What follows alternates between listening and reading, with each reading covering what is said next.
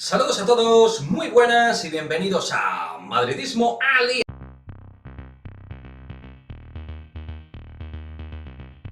Victoria del Real Madrid femenino por 2-0 frente al Eibar con una clara protagonista. No es otra que esta de aquí, ahí veis su camiseta, Marta Cardona, que abrió el marcador y participó también en el segundo tanto de Lorena Navarro. Clave la futbolista aragonesa en un partido donde las de David Aznar dominaron de cabo a rabo, donde fueron superiores y donde manejaron totalmente el esférico. Es decir, hubo un equipo que buscaba el gol y el otro solo acumulaba gente en su propia área.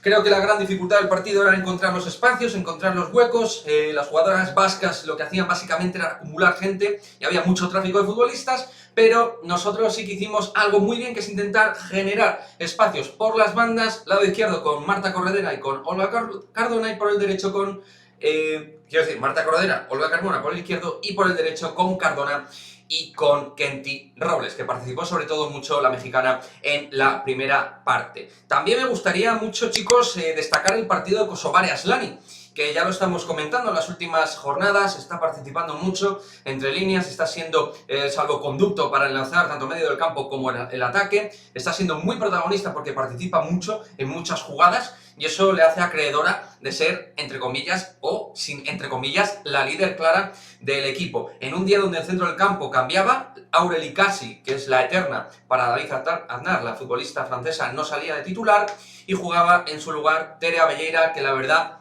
no estuvo muy atinada en sus acciones. La futbolista gallega era imprecisa, no llegaba en los balones divididos, no conducía demasiado rápido. Tampoco es que sea la futbolista más veloz del mundo, pero sí que, a diferencia de Maite Oroz, le costó mucho ser dominadora en la medular. Arriba, en cambio, pues en la misma línea, Sofía Jakobsson, ¿no?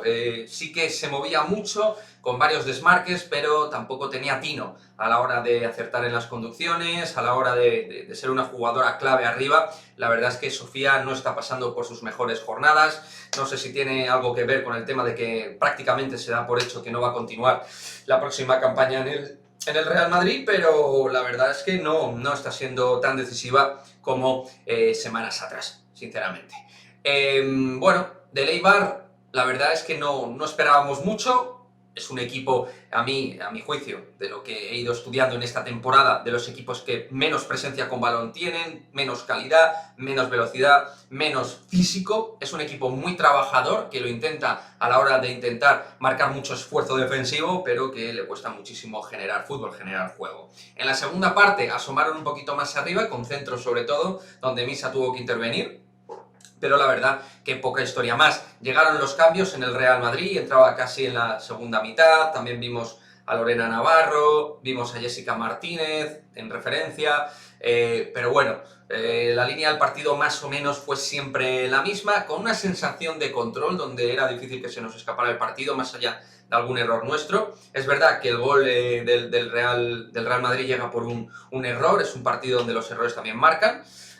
También, de hecho, el gol de Lorena Navarro llega por, entre comillas, también un error de ellas, pero con una muy buena jugada de Marta Cardona, que, como digo, para mí fue la más incisiva, fue la jugadora más peligrosa del frente de ataque. Cuando coge el balón al espacio, es una futbolista diferencial, rompe jugadoras, es una futbolista que en el 1 para 1 es muy difícil de frenar, y es que ahí a día de hoy es de las mejores jugadoras de la primera Iberdrola, y es normal que Jorge Vilda quiera contar con ella como titular, porque es de las mejores atacantes sin ningún género de dudas. Lo dicho, 2-0, algún cambio que creo que David Aznar ahí sí que estuvo acertado en las permutas, esta vez en las sustituciones.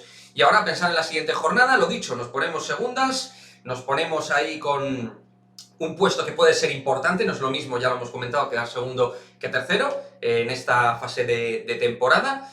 Y lo dicho, a seguir remando, a seguir peleando, a intentar seguir teniendo al equipo lo mejor físicamente, porque sí que es verdad que yo veo algunas futbolistas que ya llegan un poco con el gancho, normal, en una temporada muy atípica, muy particular, muy diferente, pero bueno, a competir, a pelear y a intentar asegurar ese segundo puesto, que ahora mismo no está seguro, evidentemente. Está todo ahí muy cogido con pinzas, vamos a estar peleando hasta el final con el Levante, pero hay que intentar lograr esa segunda plaza.